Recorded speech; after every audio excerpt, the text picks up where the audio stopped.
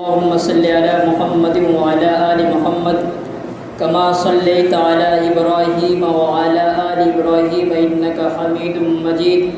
اللهم بارك على محمد وعلى آل محمد كما باركت على إبراهيم وعلى آل إبراهيم إنك حميد مجيد.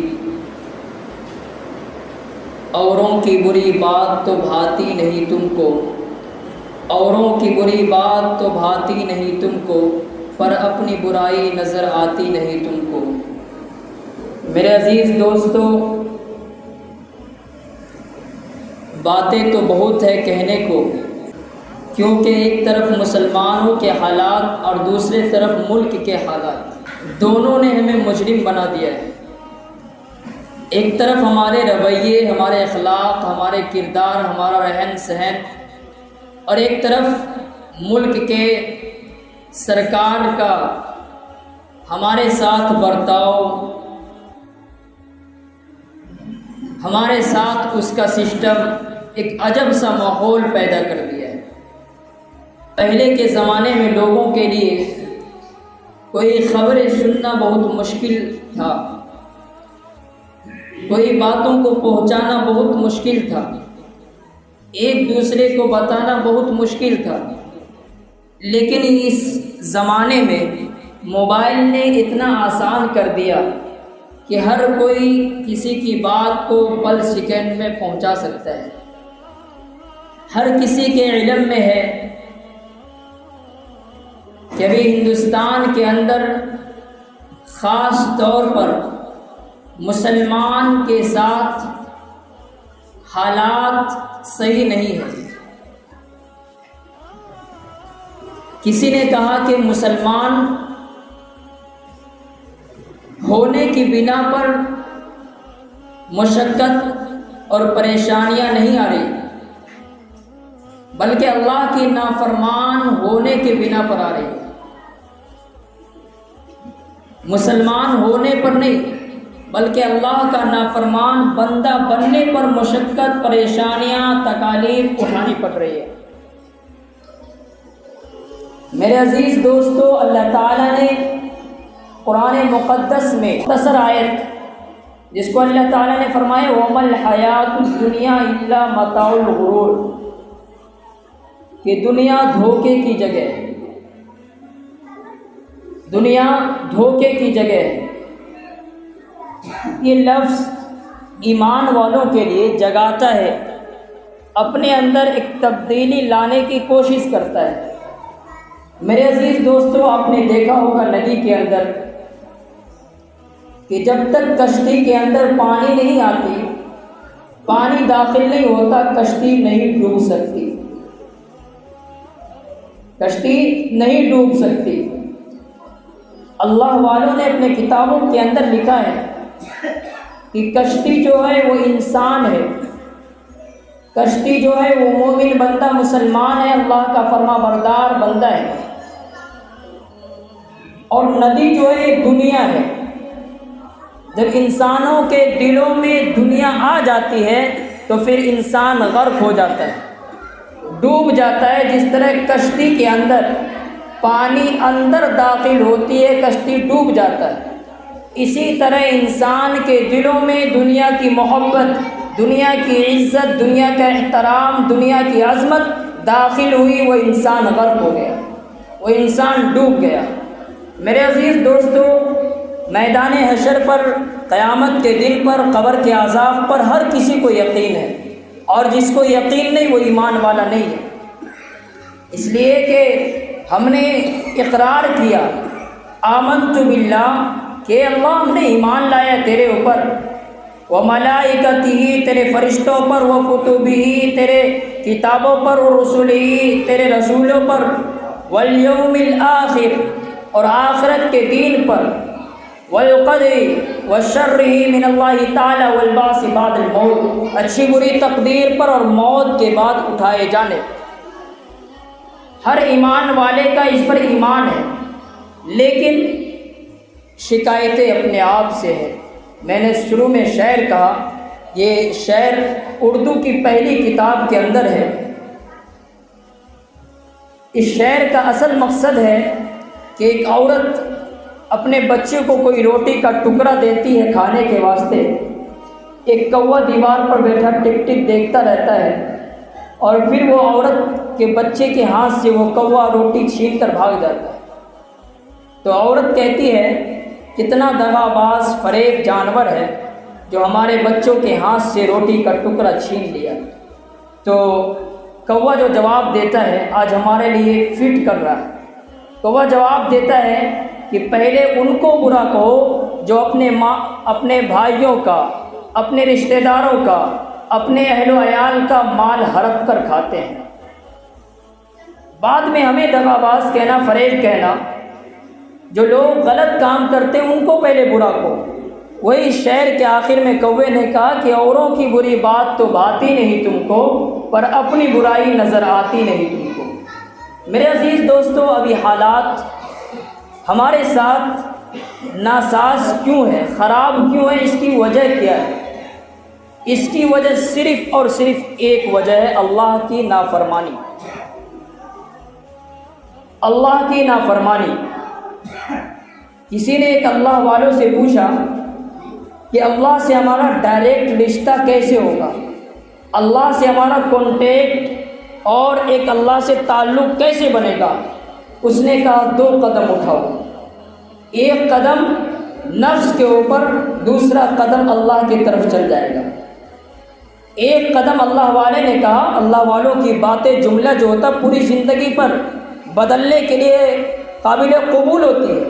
انہوں نے کہا کہ ایک جملہ صرف اپنے نفس کے اوپر قدم اٹھا لو، ایک قدم کو، دوسرا قدم خود اللہ کی طرف اٹھ جائے گا۔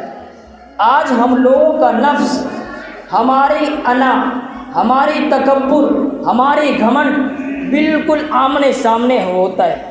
اگرچہ ہمیں جنازہ کا نماز آتا ہو نہ آتا ہو، کچھ باتیں لوگوں کو بری لگے گی، اگرچہ ہمارے نبی کا نام ہمیں معلوم ہو نہ ہو، اگرچہ ہمارے نبی کی جائے پیدائش کہاں ہے، کس جگہ ہے، اس کا علم ہو نہ ہو، لیکن ہر چیز میں ہم آگے رہتے ہیں۔ ہونا تو یہ چاہیے کہ اسلام کے ماننے والے کو اسلام کی تعارف میں آگے ہونا چاہیے، اسلام کے ماننے والے کو اسلام کے تعارف کو بیان کرنے میں آگے ہونا چاہیے، لیکن آگے کسی اور چیز میں ہے۔ آج ملک کے اندر کئی مقامات پر مدارس کو بلڈیزروں کے ذریعے گراتے ہوئے ہم لوگ اپنی آنکھوں سے دیکھ رہے ہیں، اپنی آنکھوں سے دیکھ رہے ہیں۔ وہ مدارس اسلامیہ، آج حکومت تک یہ بات پہنچانے کی ضرورت ہے کہ جس مدارس پر آج سوشل میڈیا اور حکومت ہندوستان کے سرکار نظر اٹھا رہی ہے، اس مدارس کی دین ہے کہ آج ہمارا ملک آزاد ہے۔ اگر مدارس اسلامیہ نہ ہوتی، خدا کی قسم 1947 میں اس ملک کو کوئی آزاد کرنے والا پیدا نہیں ہوا۔ یہ دین ہے مدارس اسلامیہ کا، یہ دین ہے ہمارے علماء کرام کا۔ ہم نے اپنے علماء کی تاریخ کو خود بھلا دیا، اس لیے سرکار ہم سے اور چھیننا چاہتی۔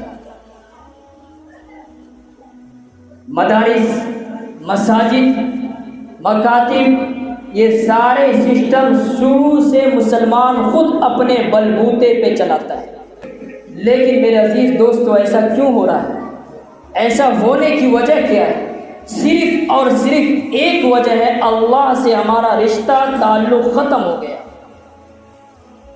صرف اور صرف ایک وجہ ہے۔ قرآن کریم میں اللہ رب العزت نے فرمایا ان اللہ لا یغیر ما بقوم حتی یغیر ما بانفسهم واذا اراد اللہ بقوم سوء، کہ اللہ تعالیٰ اس وقت تک اس قوم کی حالت کو نہیں بدلتا جب تک کہ خود بدلنے کی کوشش نہ کرے۔ ہم اور آپ تقریر سنتے سنتے، وعظ سنتے سنتے، بیان سنتے سنتے، میلاد کرواتے، قرآن خوانی کا ڈھیرو لگاتے بدلتے نہیں۔ آج دھیرے دھیرے دین سے ہٹتا جا رہا ہے۔ اس کی وجہ کیا ہے؟ تعلیم نہیں ہونا۔ بوڑھے لوگ سوچتے ہیں ہم اب پڑھیں گے کیسے؟ جو اور زیادہ عمر کے ہیں یا اس سے جوان میں ہے وہ سوچتے ہیں ہم پڑھیں گے کیسے. صحابہ کرام جو ایمان لائے، ابو بکر صدیق رضی اللہ تعالیٰ عنہ سب سے پہلے مسلمان مرد ہے ایمان لانے والے. ان کی تاریخ کو اٹھائے، کتنی عمر تھی اور انہوں نے دین کو کیسے سیکھا. حضرت خدیجہ رضی اللہ تعالیٰ عنہ جو سب سے پہلے مسلمان ہوئی عورتوں میں، جو سب سے پہلے عورتوں کا شروعات اسلام میں انہوں نے کی، ان کی زندگی کو اٹھائے، کتنی سال کی تھی اور کتنا دین سے محبت تھی. صبح اٹھو، عورتوں کا ایک جھنڈ ہمارے محلے سے نکلتا ہے، ادھر سے نکلے الگ ادھر سے نکلے الگ، مرد کو کوئی فکر نہیں. 9 بجے اٹھیں گے، 10 بجے اٹھیں گے، بچہ بھی ساتھ میں اٹھے گا. خود بری لگتی ہوگی آپ کو میری بات، آپ کو میری بات بری لگتی ہوگی، بعد میں چرچا کیجئے گا کہ مولوی صاحب غلط بول رہے تھے، ممبر پر بیٹھ کر ایسی باتیں کرتے ہیں. میرے عزیز دوستو، قرآن ہمارے گھروں سے نکل گیا، اس لیے لوگ آج قرآن جلا رہے ہیں. سیرت نبی ہمارے زندگیوں سے نکل گئی، اس لیے لوگ آج ہمارے نبی پر آواز اٹھا رہے ہیں. اگر ہم سیرت کو یاد کرنے والے ہوتے، سنت کو زندہ کرنے والے ہوتے، دنیا کے اندر کوئی ماں ایسا اولاد نہیں جنا جو رسول اللہ کے عظمت پر انگلیاں اٹھا کر دکھا دیتا. دنیا کو ماننے والوں نے اللہ کے نبی کو عظمت مانا، بڑا مانا، لیڈر مانا. دنیا کا اللہ نے یوں ہی نہیں فرمایا وما ارسلناک الا رحمۃ للعالمین، کہ محبوب ہے ہمارے نبی پیغمبر، ہم نے آپ کو پورے عالم کے لیے رحمت بنا کر بھیجا ہے. لیکن جس قوم کے لیے خاص کر رحمت تھی، خاص کر رحمت تھے، وہ قوم اپنی رحمت کو بھلا دیا. میرے عزیز دوستو، تعلیم کی ضرورت بچوں سے زیادہ بوڑھے لوگوں کی ہے، جوانوں کو ہے.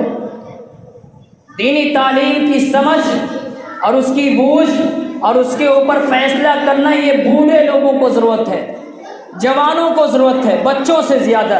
بچوں کو تو طوطے کی طرح رٹایا جا سکتا ہے، اس کو سمجھایا جا سکتا ہے، لیکن دین کا جو اصل گھونٹ پلانا ہے وہ جوانوں کو، بوڑھے لوگوں کو پلانا ہے.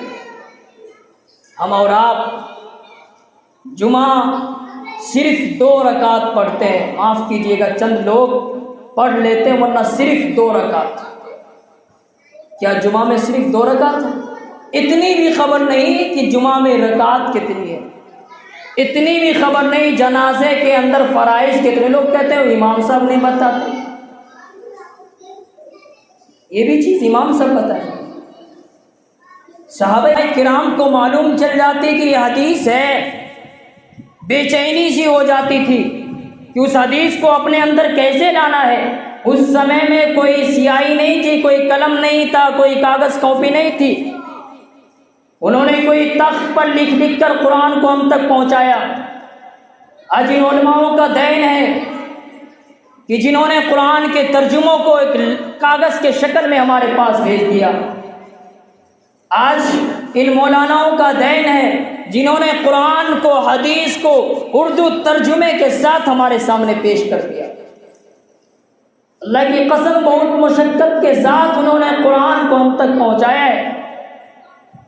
بعض اللہ والوں کے واقعات لکھے ہیں کہ ایک ایک وقت کا کھانا تو مشکل، ایک ایک ہفتہ صرف ستو پھاگ کر اپنی زندگی میں انہوں نے قرآن کا ترجمہ لکھا ہے. میرے عزیز دوستو، جب تک ہم اور آپ اپنی فکر نہیں لیں گے، اپنی ذات کی صرف اپنی فکر نہیں لیں گے، ہم نہیں سمجھنے والے، ہم نہیں سمجھنے والے، ہم نہیں سدھرنے والے. میں آپ کو آخر میں ایک واقعہ کے طور پر ایک جملہ بتاتا ہوں. بہلول رحمۃ اللہ علیہ، اس واقعے کو اپنے زندگی میں فٹ کر لیجئے گا. بہلول رحمۃ اللہ علیہ بہت بڑے اللہ والے گزرے ہیں، مجذوب، بہت بڑے اللہ والے گزرے ہیں. لوگوں نے ان کو دیوانہ تک کہا، پاگل تک کہا. ایک مرتبہ قبرستان کے بغل میں روڈ پر، سڑک پر 2 لکیریں کھینچ رہے تھے اور مٹا رہے تھے. خلیفہ ہارون رشید بادشاہ وقت کا گزر ہوا، انہوں نے دیکھا کہ بہلول رحمۃ اللہ علیہ اللہ والے یہ بزرگ روڈ پر بیٹھ کر ایک لکیر کو کھینچتے ہیں پھر اس کو مٹا دیتے ہیں۔ انہوں نے کہا کہ حضرت آپ یہ کیا کر رہے ہیں؟ انہوں نے کہا کہ میں لوگوں کو منا رہا ہوں اور رب کو منا رہا ہوں تاکہ دونوں کا رشتہ بن جائے۔ رب تو مان رہا ہے لیکن لوگ نہیں مان رہے۔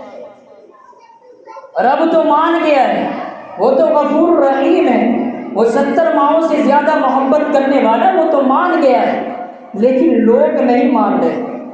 کچھ عرصہ کے بعد خلیفہ ہارون رشید پھر گزرے تو عجب معاملات دیکھے، عجب حالات دیکھے کہ بہلول رحمۃ اللہ علیہ قبرستان کے اندر تشریف فرما ہے اور وہی کام کر رہے ہیں جو پہلے کر رہے تھے۔ بادشاہ وقت یوں ہی نہیں تھے، اللہ والے وہ بھی تھے، ان کے دلوں میں بھی اللہ کا خوف تھا، ڈر تھا۔ بہلول رحمۃ اللہ علیہ سے انہوں نے کہا کہ حضور آج آپ کیا کر رہے ہیں؟ تو انہوں نے کہا قبر سامنے بیٹھ کر آج بھی وہی کام کر رہا ہوں جو اس دن کر رہا تھا۔ کیسے؟ اس دن بندے کو منا رہا تھا، بندہ نہیں مان رہا تھا، رب مان رہا تھا۔ آج بندے کو منا رہا ہوں، بندہ مان رہا ہے، رب نہیں مان رہا۔ بندہ مان رہا ہے لیکن رب نہیں مان رہا، وہ اس سے کچھ سمجھ میں بھی واقعہ نہیں آیا۔ خلاصہ یہ ہے کہ دنیاوی زندگی میں رب کو ہم منا لیں گے، مان جائے گا۔ اللہ کو ہم رہتی زندگی میں منا لیں گے، وہ مان جائے گا۔ بہلول رحمۃ اللہ علیہ کا خلاصہ یہی تھا کہنا کہ میں دنیا اس وقت بندے کو منا رہا تھا، بندہ نہیں مان رہا تھا، رب مان رہا تھا، لیکن اب بندہ مان رہا ہے، رب نہیں مان رہا، اس لیے کہ معاملہ بند ہو چکا اب نیکیوں کا۔ اب بندہ کہہ رہا ہے کہ کاش اللہ معاف کر دیتا، لیکن رب کہہ رہا ہے کہ نہیں، اب میں نہیں ماننے والا۔ تو میرے عزیزو، ابھی ہمارے پاس وقت ہے، حالات بہتر بنائے، مسجدوں کے اندر اپنی تعلیم شروع کرے۔ کہہ رہے تھے معاشرہ بنانے کی بات، تو آپ خود وقت دیجئے، 1 گھنٹہ روزانہ نہیں تو ہفتے میں کم از کم دینی تعلیم سیکھیں۔ خاص کر کے میں گزارش کر رہا ہوں ادب کے ساتھ بڑے بزرگ لوگوں سے، جوانوں سے، اڈھیر عمر کے لوگوں سے، شادی شدہ والوں سے، کہ آپ اللہ کے واسطے 1 گھنٹہ اپنے وقت نکالیں اور دین سیکھیں، ماحول بنائیں۔ کون کیا کر رہا ہے اس کو چھوڑ دے، قبر کے اندر کوئی نہیں جانے والا ساتھ میں۔ اور جب رب نہیں مانے گا، منوا کر تھک جائیں گے، رب نہیں مانے گا۔ ابھی رب مان جائے گا اگر ہم منا لیں۔ بوڑھے ہو گئے کوئی بات نہیں، قرآن نہیں سیکھ سکتے، سورہ سیکھ سکتے، نماز اچھی طرح سیکھ سکتے ہیں۔ اسی لیے کچھ ساتھیوں کا بھی کہنا ہوا، شکایتیں بھی تھی، ہر شکایت ان کی ضروری تھی کہ امام سے شکایت کرتا۔ ہماری بھی کمی ہے کہ ہم نہیں سکھا پاتے یا وقت نہیں دے پاتے، تو انشاءاللہ ہم ضرور آپ کے لیے تیار ہوں گے۔ آپ وقت دیجئے۔ میں نے کچھ وقت کے لیے شروع کیا تھا ظہر کے نماز کے بعد کہ روزانہ 1 سورہ، 1 آیت یا 1 حدیث کچھ بتا کر لوگوں کو کم از کم اتنا سکھایا جائے کہ غسل کے فرائض، نماز کے فرائض، کم از کم جنازہ بھی پڑھنا آ جائے۔ لیکن چند لوگ، 2 لوگ بیٹھتے تھے، 4 لوگ بیٹھتے تھے، بھاگ جاتے تھے۔ جن کو سیکھنا آتا ہے وہ بھی بیٹھے رہے تاکہ دوسرے لوگ آپ سے سیکھ سکیں۔ یہ ایسا نہیں کہ عیب کی بات ہے میرے بھائیوں، یہ صحابہ کرام کا طریقہ رہا ہے۔ مقام صفہ جو صحابہ کرام کا جو اصل چبوترا، جہاں پر بیٹھ کر انہوں نے اللہ کے نبی سے سیکھا ہے تعلیم کو، قسم خدا کی اس وقت صحابہ کرام کی عمر 60 سال 70 سالیں بھی تھی۔ بوڑھی عورتوں کی عمر تقریباً 80 سال اور 60 سال کی عمر میں جب وہ لاچار ہو گئی، اس وقت بھی اللہ کے نبی کے دربار میں آ کر کہتی ہے، یا رسول اللہ اب سجدے کے قائل نہیں رہی، رکوع نہیں کر سکتی ڈھنگ سے، یا رسول اللہ کوئی عمل بتا دیجئے جس سے ہم اللہ کو راضی کر دیں۔ آج ہماری ماں بہنوں کے اندر سے بھی دین نکل گیا، تو میرے عزیزوں، یہ آپ سے شکایت نہیں ہے، ایک التماس ہے، گزارش ہے، خدا را آپ اپنی فکر کریں، کون ترقی کر رہا ہے اس پر آپ نہ جائیں، ان کے لیے دعا کریں کہ اللہ ان کو اور ترقی دے، جلے نہیں، حسد نہ کریں، حسد کریں گے ہم خود جل جائیں گے، اور جلنے والے کی قیمت آج تک نہیں بڑھی، جلانے والے کی قیمت آج تک نہیں بڑھی۔ ماچس کا قیمت بڑھا 1 روپے 1.5 روپے، اس سے بڑھا کیونکہ کام ہے اس کا جلانا، قیمت نہیں بڑھتی۔ جو لوگ یہ کام کر رہے ہیں اپنے آپ کو بچائیں، ہم کام کریں گے صرف اللہ کی رضا کے لیے، اللہ کی خوشنودی کے لیے، تو انشاءاللہ تعلیم کا سلسلہ شروع کریں گے۔